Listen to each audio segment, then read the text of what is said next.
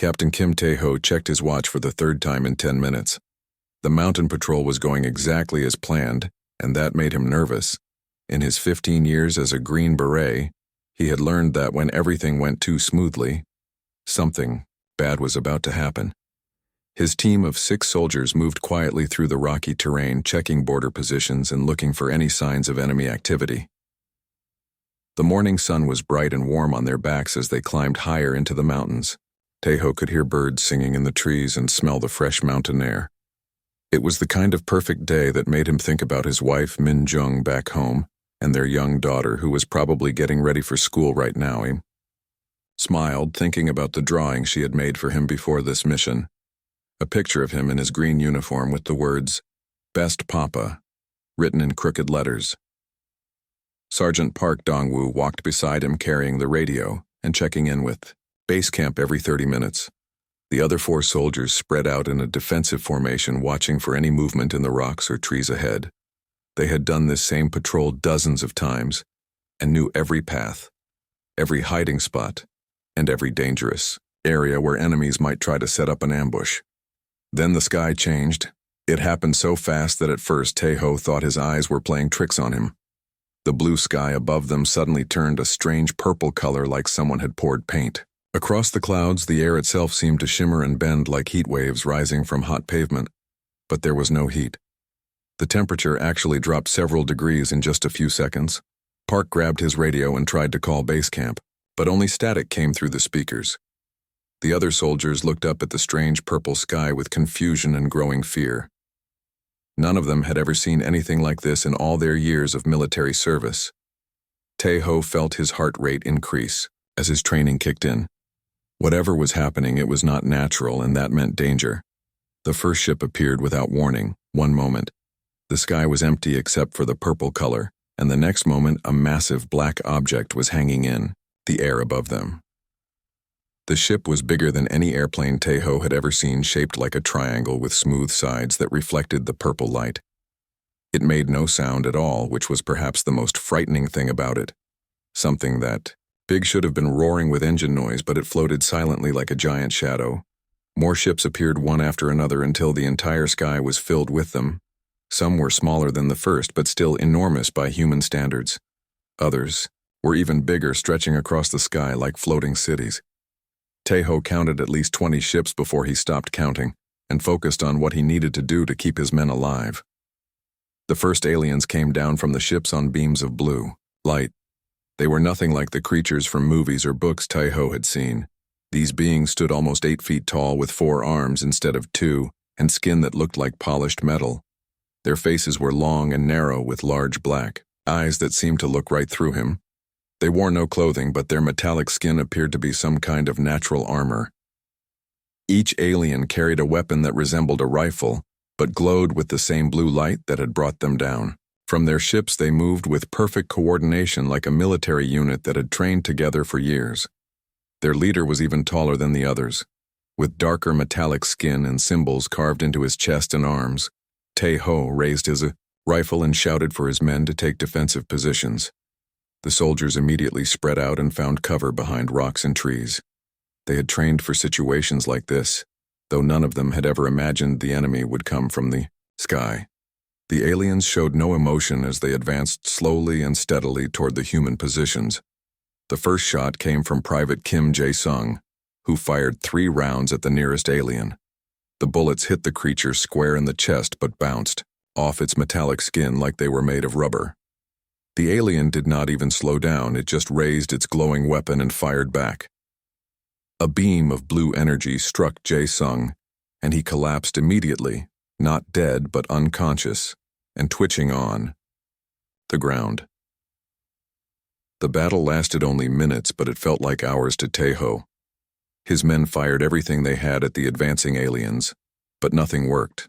The creature's armor was too strong and their weapons were too powerful. One by one, his soldiers fell unconscious from the blue energy beams. Dong-woo tried to call for backup, but the radio was completely dead. The alien ships seemed to be jamming all electronic equipment. Soon Tae-ho was the only one left standing. He had used up all his rifle ammunition and switched to his sidearm, then to his combat knife. He knew it was hopeless, but his training had taught him to never surrender, to never stop fighting even when victory was impossible. The alien leader approached him slowly, seeming almost amused by the small human's determination to keep fighting. When the alien spoke, its voice was deep and strange-sounding, like metal grinding against metal. But somehow Tae-ho could understand the words. "You fight well. Little warrior," the alien said. "Your species shows promise for the arena." What arena? Tae-ho demanded, still holding his knife, even though he knew it was useless against the creature's armor. The alien leader smiled, showing teeth that looked like sharp metal spikes. "You will learn. Soon enough, brave fighters are needed for the entertainment of the galaxy. You have proven your courage, now you will prove your skill." A blue beam hit Tae-ho before he could respond, and everything went dark. When he woke up, he was inside a metal cage, barely big enough for him to stand up straight. The walls were made of some kind of energy field that sparked and burned when he touched it. Through the transparent walls, he could see he was on a massive ship with hundreds of other cages stretching out in all directions. Most of the other cages held creatures he had never seen before and hoped never to see again. There was something that looked like a bear, but with 6 legs and crystal spikes growing out of its back.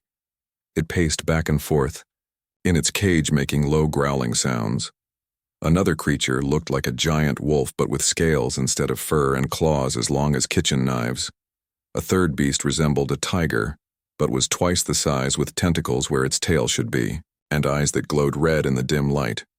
All of these creatures were clearly predators, clearly built for killing, and all of them were looking at him like he might be their next meal. Tae-ho realized he was probably the smallest and weakest thing on this entire ship full of monsters. But he was still alive, and as long as he was alive, he would find a way to survive. The alien leader appeared outside his cage again, this time without his weapon. "My name is Vex," he said, "and you are now a fighter in the grand arena. You will battle these creatures and others like them for the entertainment of beings far more powerful than your little species. Winners get better food and living conditions. Losers become food for the winners." Tae-ho looked around, at the massive beasts in their cages, then back at Vex. "I understand," he said quietly. "Good," Vex replied. "We will reach the arena world in 3 days. Use that time to prepare yourself. The galaxy is about to learn what human warriors can do." As Vex walked away, Tae-ho sat down in his small cage and began to plan. He had survived wars on Earth against enemies who had better weapons and more soldiers. This was just another mission, with different rules and a different enemy. But the goal was the same: stay alive and find a way to win. 3 days passed slowly in the metal cage. Tae-ho spent the time watching the other creatures and trying to understand what he was up against. The bear-like beast with crystal spikes never stopped pacing, and its claws left scratch marks on the energy walls of its cage.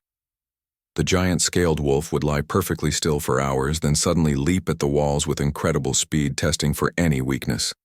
The tiger creature with tentacles seemed to be the smartest of all, often watching Tae-ho with those glowing red eyes as if studying him during feeding time. Tae-ho learned more about his situation. Small flying robots brought food to each cage.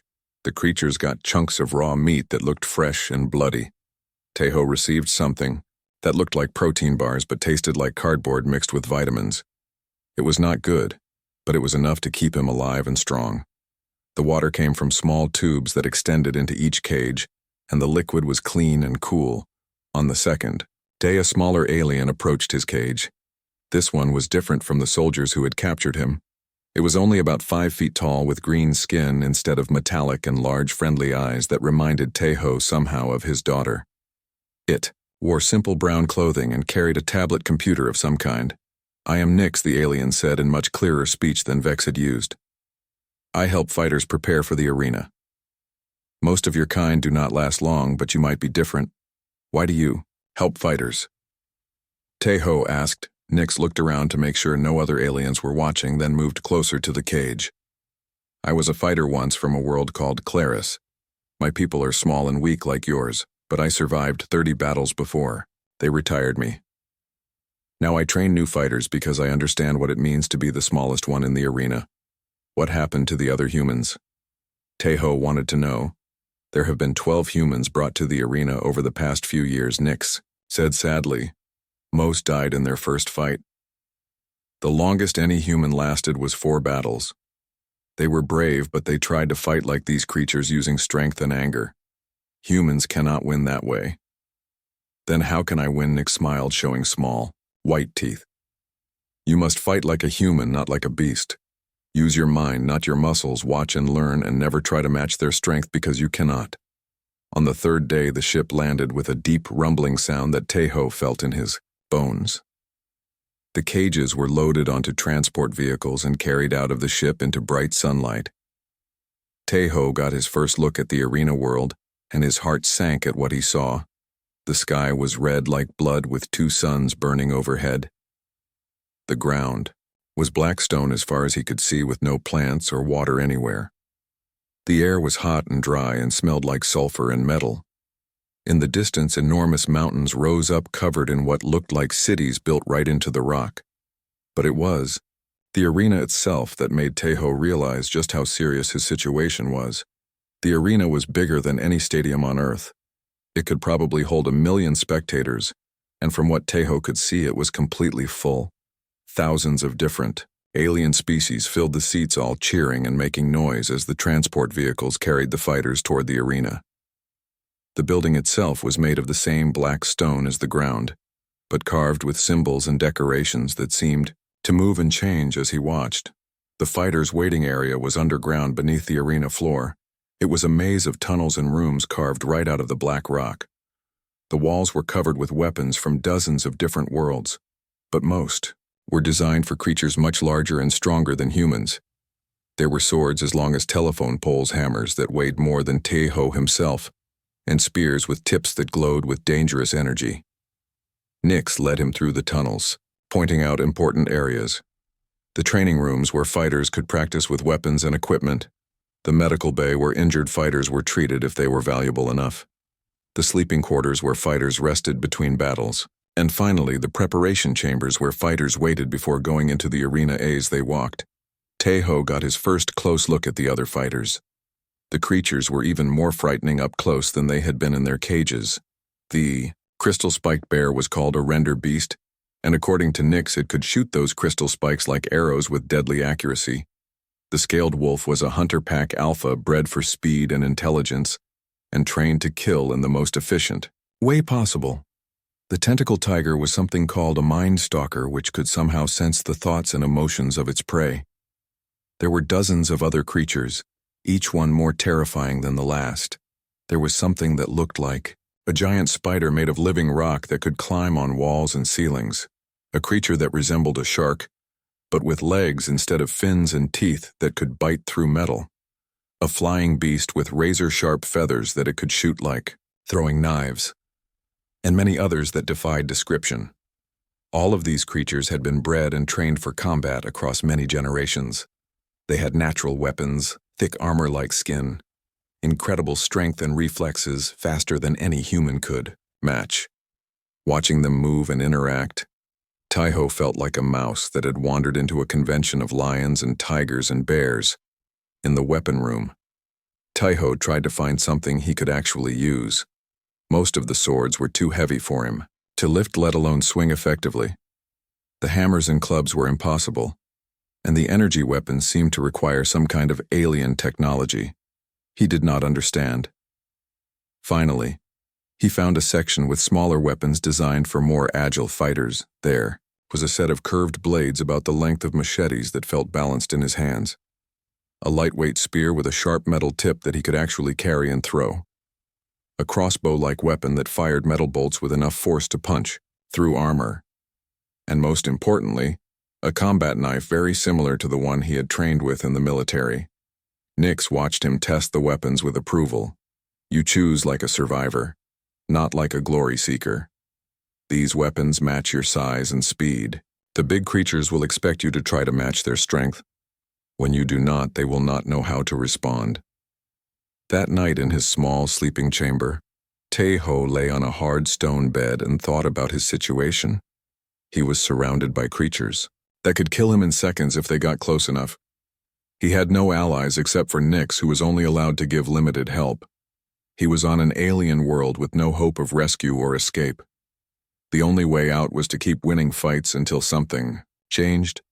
But as he thought about it more carefully, Taeho realized he had been in similar situations before.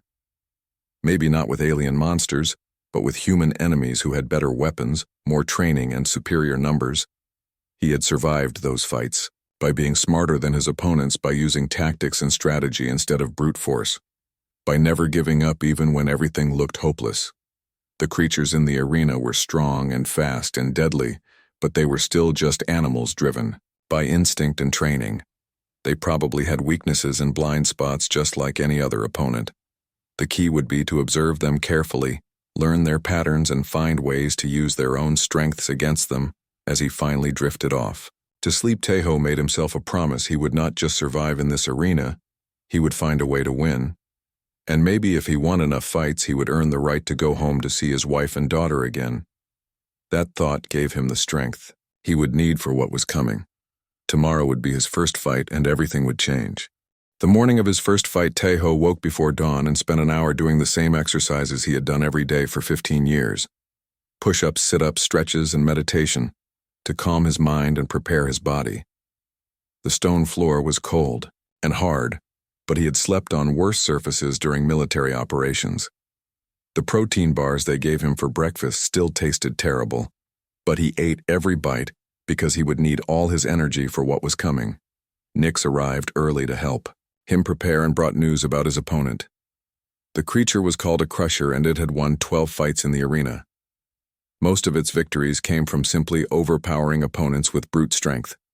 The Crusher stood 10 feet tall and weighed more than a small car. Its arms were as thick as tree trunks and ended in hands that could crush steel. Its skin was like thick leather with bony plates covering vital areas, and its jaw could bite through almost anything. According to the arena records, no opponent had ever lasted more than 5 minutes against the Crusher. Most fights ended in less than 2 minutes, when the creature managed to grab its opponent and squeeze until bones broke. The betting screens showed odds of 500 to 1 against the human, which meant almost everyone expected Taeho to die quickly. But Nyx had also brought some useful information. The Crusher was strong, but not very smart. It relied on intimidation and overwhelming force rather than strategy or tactics. It was also slower than most fighters because of its massive size and weight. Its fighting style was simple: charge forward, grab the opponent, and crush them to death. You cannot let it grab you, Nyx warned. If those hands close around you, the fight is over. You must stay moving and never try to match its strength. Look for opportunities to strike at weak points, but only when you are certain you can get away quickly. Taeho nodded and picked up his weapons. He had chosen the curved blades because they were light and fast, the combat knife as backup, and the lightweight spear for keeping distance. The crossbow would be too slow to reload in a close fight, but he took it anyway in case he got a chance to use it from range. As they walked through the tunnels toward the arena floor, Taeho could hear the crowd above getting louder and more excited.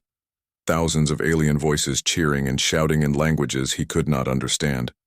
The sound echoed off the stone walls and made his heart beat faster. Not from fear, but from the familiar rush of adrenaline before combat. The waiting chamber just outside the arena was small and dark, lit only by a single glowing panel in the ceiling. Through a narrow window, Taeho could see part of the arena floor. It was covered in sand with scattered rocks and obstacles that fighters could use for cover or weapons. The walls rose up 50 feet on all sides, covered with more glowing panels that showed close-up views of the fighting. To spectators who were too far away to see clearly, from another tunnel came the sound of heavy footsteps approaching. The Crusher was being brought to its own waiting chamber somewhere nearby. Taeho tried to imagine what the creature looked like, based on Nyx's description, but he knew seeing it in person would be different. He had learned long ago that no amount of preparation could fully ready you for the moment when the enemy appeared. A loud horn sounded 3 times, and Nyx stepped back. "From the window, your time has come," he said. "Remember everything I taught you and trust your human instincts.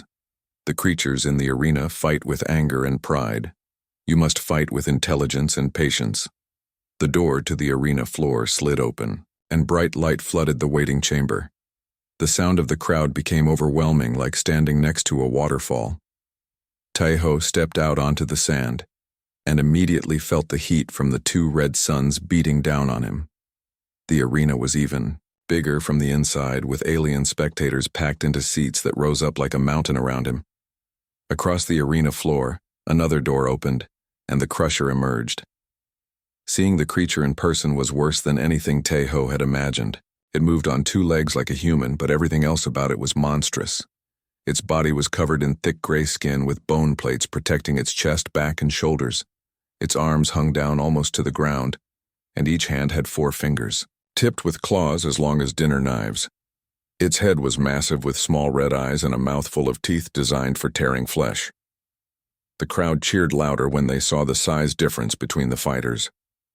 Many of the alien spectators were pointing at Tejo and making sounds that were probably laughter.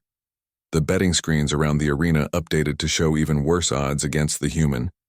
Some spectators were already leaving their seats, assuming the fight would be over too quickly to be interesting, but Tejo was not looking at the crowd or the betting screens. He was studying his opponent, watching how it moved and held its body. The Crusher was confident, almost casual, as it walked toward the center of the arena. It had probably never faced an opponent who survived more than a few minutes, so it saw no reason to be careful or strategic. A voice boomed across the arena in several languages, announcing the fighters and the rules. The fight would continue until one fighter was dead or unable to continue. There were no other rules, no time limits, and no weapons restrictions. The winner would receive better living conditions and a chance to fight again. The loser would become food for the winner. Another horn sounded and the fight began. The Crusher immediately charged straight at Tejo with surprising speed for something so large. Its massive feet pounded against the sand, and its arms spread wide to grab the human before he could escape. But Tejo had been expecting this exact attack.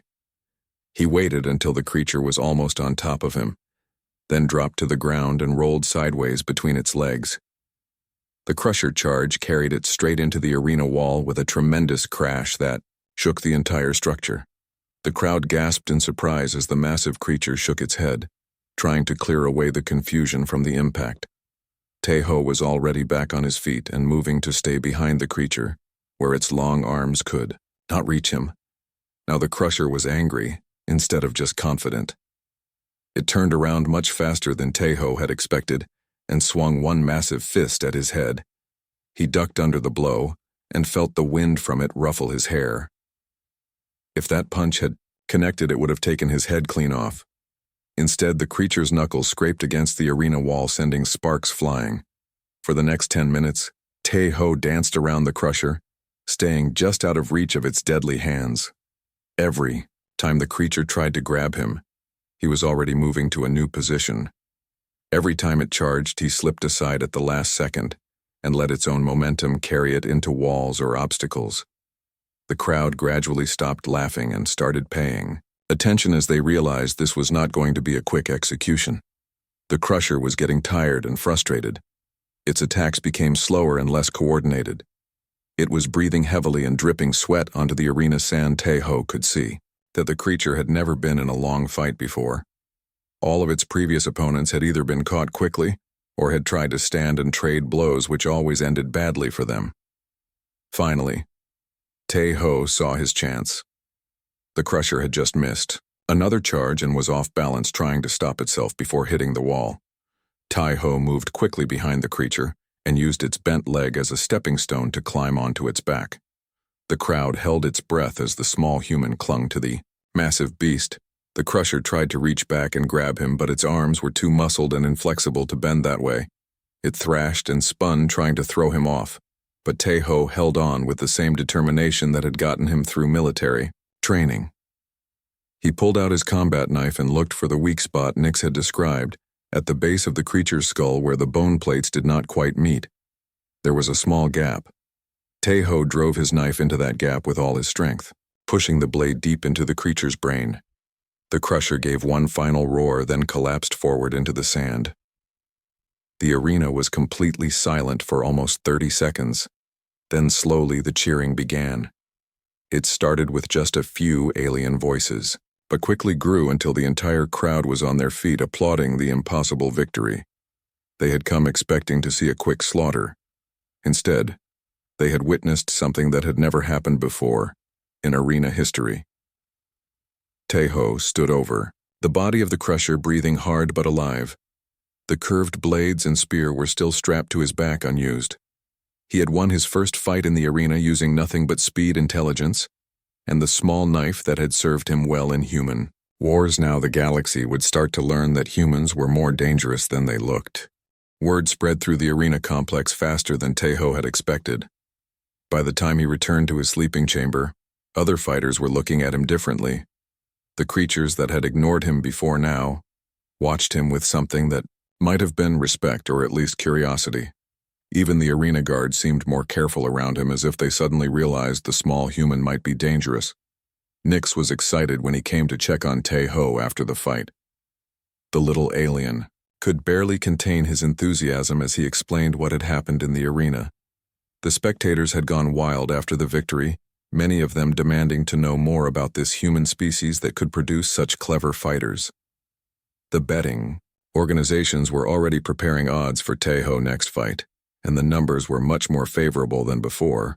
But more importantly, the arena masters had decided to keep Teho alive for more fights.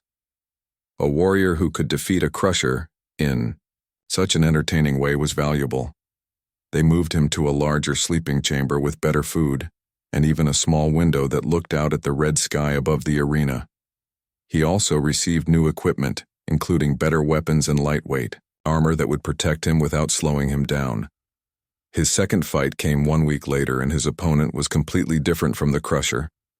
The creature was called a venom striker, and it looked like a giant snake with arms. It was about 20 feet long, covered in bright green scales that shifted color like an oil spill. Its head was triangular with fangs as long as sword blades that dripped with poison so deadly that one drop could kill a dozen humans. The venom striker's fighting style was the opposite of the crusher's.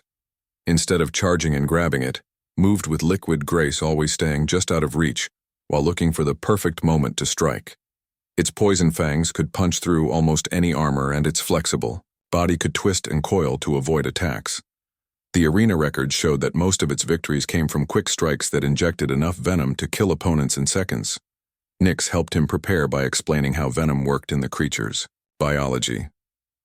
The striker could only produce a limited amount of poison each day. If it used all its venom and missed strikes, it would become much less dangerous. Also, the creature needed to get very close to inject its poison effectively, which meant there would be moments when it was vulnerable to counterattack. Teho spent the week before the fight practicing with pieces of broken stone from the arena walls. He learned to move them quickly to block attacks, and discovered that the striker's fangs were sharp enough to punch through rock but would get stuck for a few seconds, giving him time to move. The key would be to make the creature waste its venom on stone shields instead of human flesh. When the day of the fight arrived, the crowd was much larger than before.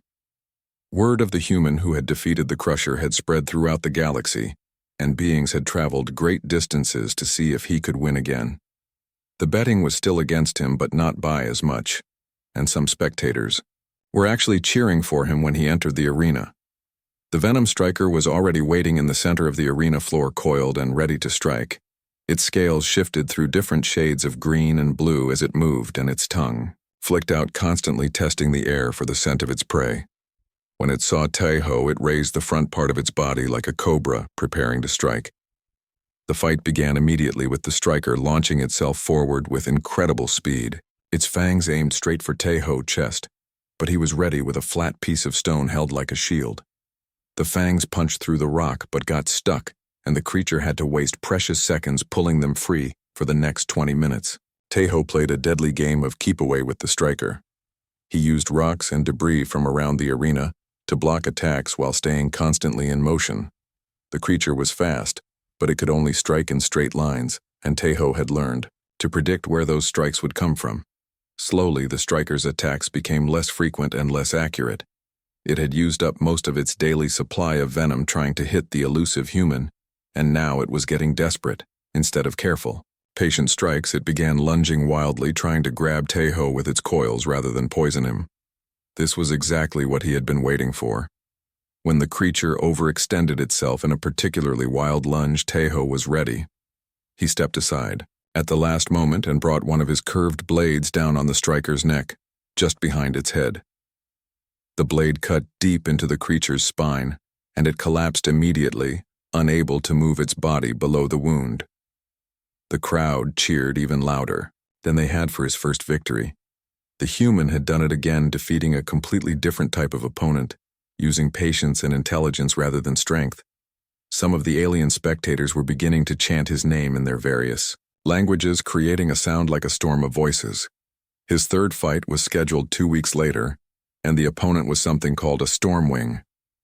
It looked like a giant eagle with a wingspan of 30 feet, but its feathers were made of some kind of metal that it could shoot like arrows. The creature could fly at incredible speeds and rain down hundreds of razor-sharp projectiles on opponents below. Most fighters who faced the stormwing died within minutes, cut to pieces by the metal feather. Arrows. This fight would be different because Tejo would have no cover from above. The arena floor was cleared of all obstacles, leaving only open sand. The stormwing preferred to stay in the air where ground-based opponents could not reach it, while it slowly cut them apart with its deadly feathers. But Nix had noticed something important about the stormwing's fighting pattern. By studying video recordings of its previous fights, he discovered that the creature had to land periodically to rest and generate new metal feathers. It could only stay airborne for about 15 minutes at a time before it needed to touch down. Tejo spent the 2 weeks preparing by practicing with his crossbow and learning to predict flying patterns. He also gathered small stones and practiced throwing them with accuracy. If he could hit the stormwing at the right moment when it was tired, he might be able to bring it down. When the fight began, the stormwing immediately took to the air and began circling high above Tejo. Its metal feathers started falling like deadly rain, forcing him to run constantly to avoid being cut to pieces. The arena sand around him became filled with thousands of sharp metal projectiles that glittered in the red sunlight. For 14 minutes, Tejo ran and dodged, staying barely ahead of the falling feathers. His lightweight armor protected him from glancing hits, but several of the metal projectiles had cut through his clothing and drawn blood. The crowd watched in fascination as the small human somehow managed to stay alive under the constant barrage. Then, exactly as Nix had predicted, the stormwing suddenly descended toward the arena floor. It landed heavily about 50 feet away from Tejo, breathing hard and with its great wings drooping with exhaustion. The creature needed several minutes to rest and regenerate its weapon feathers. Tejo had been waiting for this exact moment. He pulled out his crossbow, loaded with a special bolt. He had prepared and took careful aim. The stormwing saw him and tried to take off again, but it was too tired to move quickly enough. The crossbow bolt struck the creature in the chest, punching through its natural armor and into its heart. The stormwing crashed back to the ground and lay still. The crowd erupted in cheers that could probably be heard on the other side of the planet. 3 victories, 3 completely different opponents, and 3 demonstrations of human intelligence defeating alien strength. By now, the other fighters in the complex were treating Tejo very differently. The massive creatures that had once ignored him or seen him as prey now watched him with something approaching respect. Some would actually step aside when he walked through the tunnels, and a few made sounds that Nix translated as acknowledgments of a skilled warrior. Arena Master Gorth had also taken notice of the human. The purple-skinned alien with 6 eyes controlled everything that happened in the arena, and he was not pleased that a creature from an unknown species was making his champion fighters look weak. But he was also making enormous profits from the betting, so he decided to let the human continue fighting while he planned something special. The other human fighters who had come before had all died quickly because they tried to fight like the alien beasts, using anger and aggression. Tejo was different. He fought like a human, using his mind as his primary weapon and treating each opponent as a puzzle to be solved, rather than an enemy to overpower.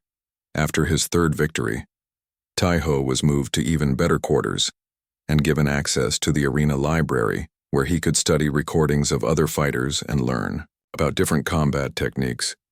He spent hours watching videos of creatures from dozens of worlds, learning their strengths and weaknesses. But the most surprising change was in how the combat beasts treated him. As he walked through the tunnels, the creatures in their cages no longer growled or snarled when he passed. Some would actually lower their heads in a gesture that Nix said indicated respect among predator species. A few of the more intelligent beasts had even begun making soft Sounds when they saw him as if they were trying to communicate. This had never happened before in the history of the arena. Combat beasts were bred and trained to see all other fighters as enemies or prey. They did not. Arena Master Gorth was not sleeping well these days. Every night he would lie in his luxurious chambers high above the arena and think about the small human who was ruining everything. His family had controlled the arena for over 300 years, building it into the most profitable entertainment enterprise in the galaxy. The combat beasts were supposed to be the ultimate fighters bred across generations to be perfect killing machines, but now a creature from an unknown backwater planet was making his champions look like clumsy amateurs. 3 victories in a row against fighters that should have crushed him easily. The betting organizations were starting to ask uncomfortable questions about the quality of his combat beasts. Some were even suggesting that the fights were being fixed somehow. Worse than the money problems was what the human was doing to the other fighters.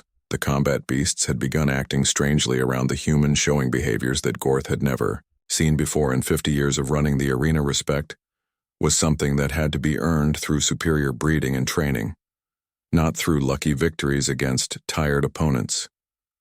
Gorth called a meeting with his head trainers and fight coordinators. They gathered in his private office, which overlooked the entire arena complex. The walls were covered with trophies from champion fighters and weapons from defeated opponents. In the center of the room was a holographic display showing detailed statistics from every fight that had ever taken place in the arena. "The problem is simple," said Vex, who had originally captured the human. "The creature has gotten lucky 3 times, but luck always runs out. We need to put him against something that will end this embarrassment quickly." But the head trainer, an ancient alien called Core, disagreed. "I have watched the recordings of his fights many times. This is not luck. The human uses tactics we have never seen before. He studies his opponents and finds weaknesses that other fighters ignore. Our beasts are trained to fight with strength and aggression. But this human fights with his mind."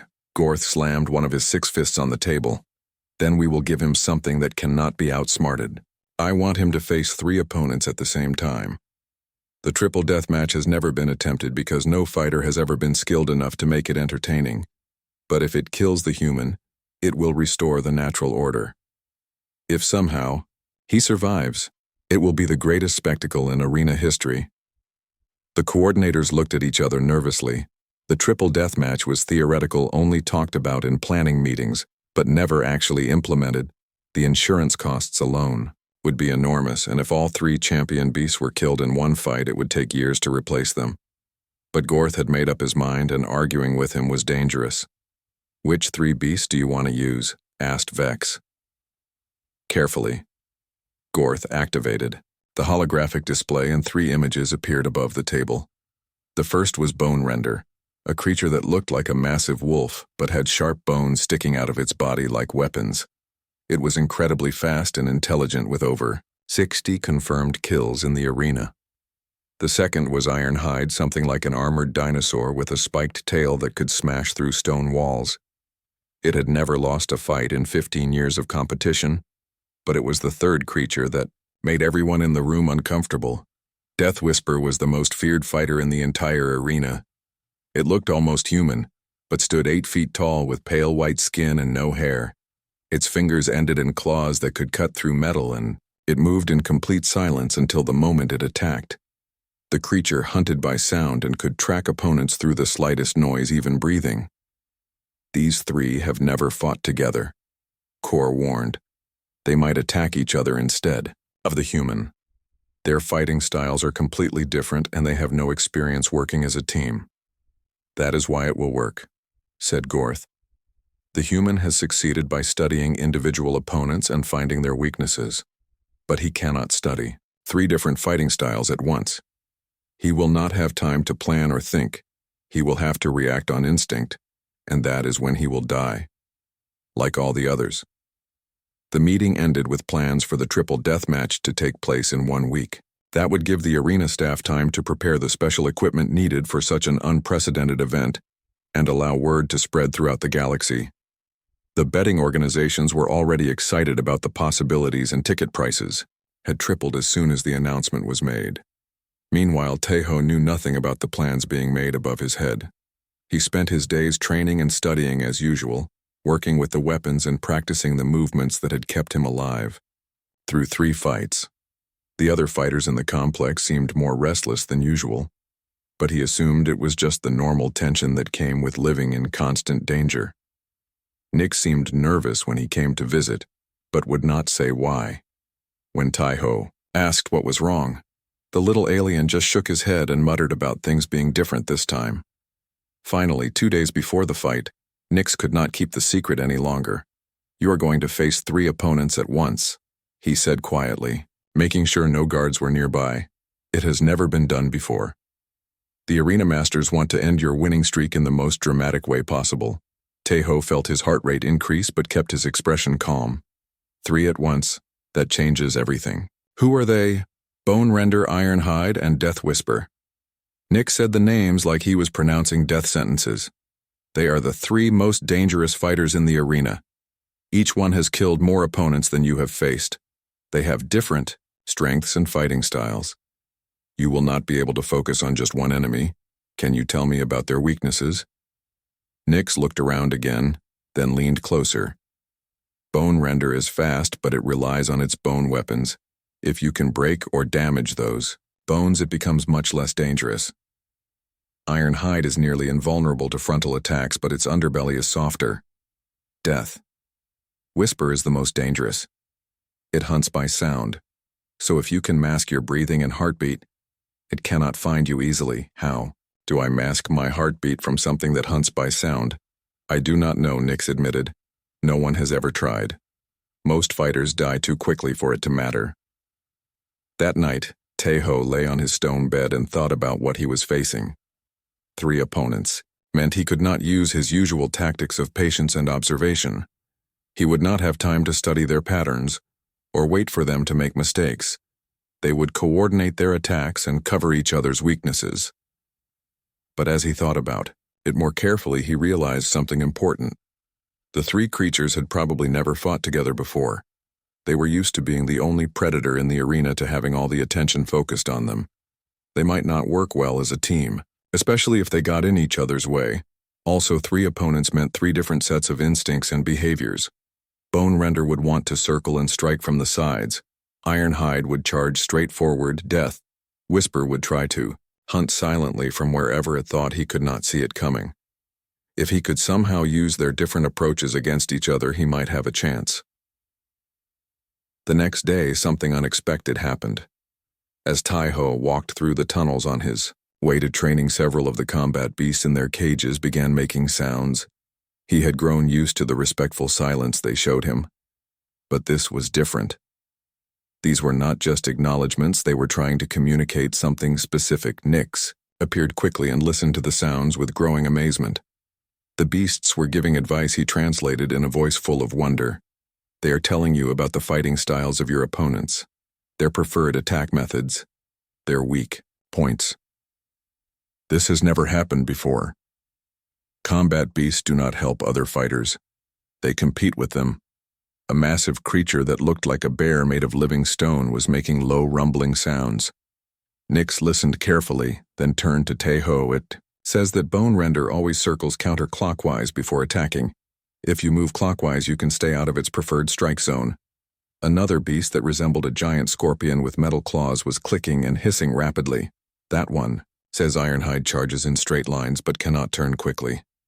If you can get it to charge toward one of the other fighters, it might hit them by accident. Even Death Whisper was being discussed.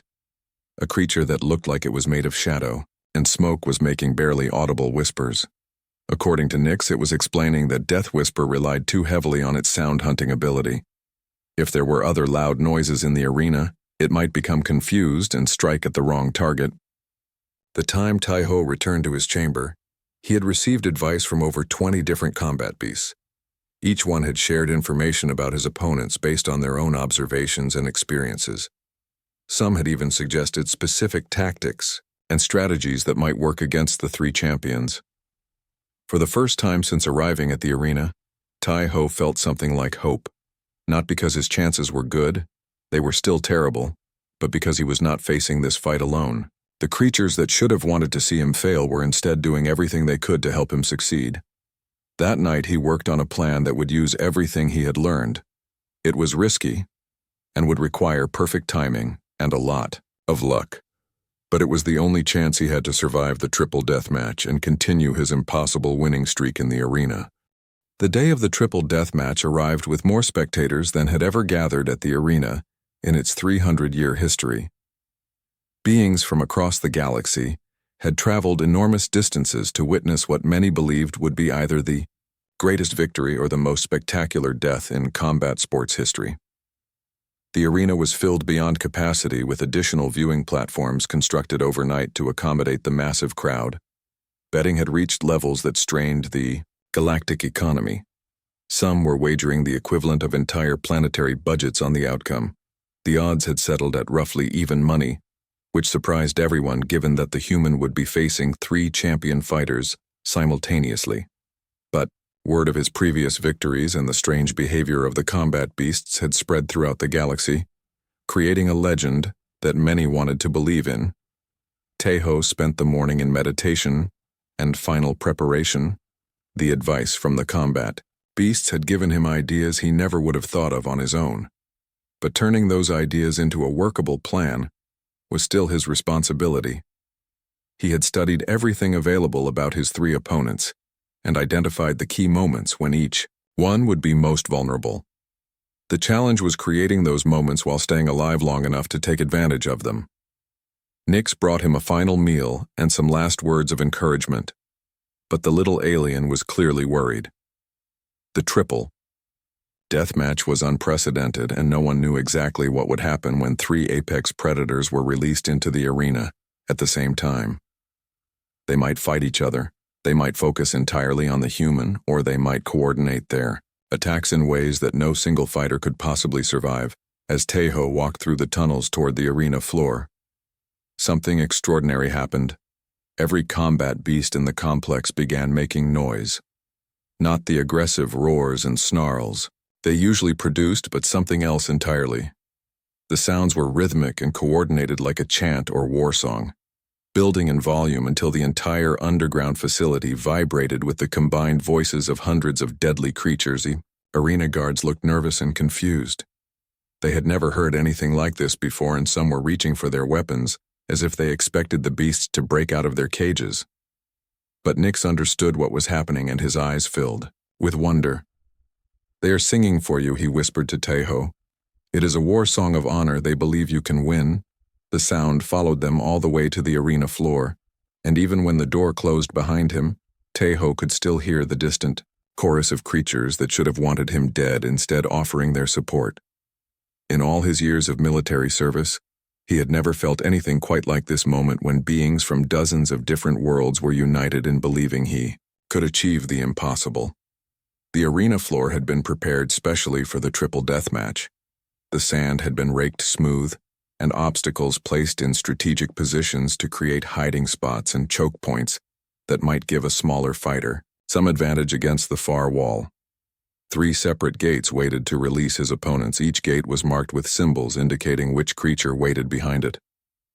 The crowd fell silent as Tejo emerged into the bright red sunlight he carried. His usual weapons, the curved blades, the combat knife, and the crossbow. But he had also requested some additional items that most fighters ignored: a length of rope, some metal stakes that could be driven into the ground, and a small hammer for pounding them in place. Most spectators probably thought these were desperate measures from a fighter who knew he was about to die. Gorth appeared in his luxury box high above the arena, surrounded by other arena masters and important galactic officials. He activated the arena-wide communication system, and his voice boomed across the complex.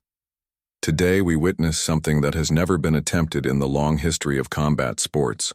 1 warrior against 3 of our greatest champions. Let the triple deathmatch begin."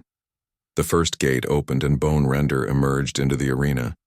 The creature was even more impressive than the recordings had suggested. Standing 7 feet tall at the shoulder, it moved with the fluid grace of a predator that had never known defeat. Sharp white bones protruded from its body like natural armor and weapons. Its skull was elongated with massive jaws full of teeth designed for crushing. The bones could be shot from its body like projectiles or used as close combat Weapons that regenerated within minutes. Bone Render immediately began circling the arena, as Taeho had expected, moving counterclockwise and looking for the best angle of attack. Its red eyes never left the human, and it made low growling sounds that seemed to echo off the arena walls. The creature was in no hurry because it knew that time was on its side. The second gate opened and Ironhide charged onto the arena floor. This creature was built like a living tank, standing nearly as tall as Bone Render but twice as wide. Its skin was like flexible metal armor that had deflected every weapon ever used against it. The massive head ended in a horn that could punch through steel, and its tail was tipped with a spiked ball that moved with devastating speed. Ironhide had one fighting strategy: charge straight at opponents and crush them with unstoppable force. The third gate opened last, and Death Whisper seemed to simply appear in the arena, rather than walk through the opening. The most feared fighter in arena history looked almost human except for its pale white skin and the claws that tipped each finger. It moved in complete silence, seeming to glide rather than walk. Its head turned constantly as it listened for any sound that might reveal the location of prey. Death Whisper could track a target by the sound of their heartbeat from 50 yards away and strike with surgical precision. For a long moment, the four fighters simply observed each other. The three champions had never worked together and were still deciding how to coordinate their attacks. Taeho used this time to put his plan into motion. He quickly drove the metal stakes into the arena sand at specific locations and connected them with lengths of rope, creating what looked like a random web of obstacles across part of the fighting area. The crowd murmured in confusion, wondering what the human thought he could accomplish with such simple tools. But the three champions recognized the trap for what it was and spread out to attack from different angles. They would not be drawn into whatever scheme the human had prepared. Bone Render attacked, first launching several of its bone projectiles at Taeho from long range. The sharp spears of bone flew through the air with deadly accuracy, but Taeho was already moving, using the rope obstacles to change direction quickly and unpredictably. The bone struck the ground where he had been standing moments before. Ironhide began its charge, building momentum as it thundered across the arena sand. The ground shook under its massive weight, and the crowd held its breath, expecting to see the human crushed beneath the creature's armored bulk. But at the last possible second, Taeho leaped aside and Ironhide crashed into one of the arena walls with tremendous force. Death Whisper moved to attack while the human was focused on the other two opponents. It approached silently from behind, using its sound hunting abilities to track Taeho's exact position. But as the creature raised its claws to strike, something unexpected happened. A piece of loose metal from Ironhide collision with the wall fell to the ground with a loud clang. The sudden noise confused Death Whisper for just a moment, causing it to hesitate and look toward the source of the sound. That moment was all Taeho needed. He spun around and struck with one of his curved blades, catching the creature across its pale throat. The wound was not deep enough to be fatal, but it was the first time anyone had ever injured Death Whisper in combat. The crowd erupted in cheers, but the fight was far from over. Bone Render had regenerated its bone weapons and was preparing for another attack. Ironhide had recovered from its collision and was turning to charge again. Death Whisper was now angry as well as confused, and its movements became more aggressive and less controlled. For 20 minutes, the battle raged across the arena floor. Taeho used every trick he had learned, every piece of advice from the combat beasts, and every instinct developed through years of military training. He led Ironhide into collision with Bone Render, causing both creatures to stumble and interfere with each other's attacks. He used the rope obstacles to confuse Death Whisper's sound hunting abilities and created enough noise to mask his own movements. Slowly, the three champions began to work against each other instead of together. Ironhide's massive charges forced the other two creatures to constantly dodge out of the way. Bone Render projectile attacks sometimes struck the other fighters by accident. Death Whisper's silent hunting style made it difficult for its allies to know where it was or what it was planning. The end came suddenly, and unexpectedly all three creatures attacked at once, thinking they could overwhelm the human with a coordinated assault. But Taeho had been waiting for exactly this moment. He dropped to the ground and rolled away as Ironhide's charge carried it straight into the other two fighters. The collision sent all three creatures tumbling in a confused heap of claws, bones, and armor. Before they could untangle themselves, Tejo struck with precision that came from perfect timing and desperate necessity. His combat knife found the weak spot under ironhide armor that Nyx had described. One of his curved blades severed the tendons that controlled bone shooting ability. His crossbow bolt struck,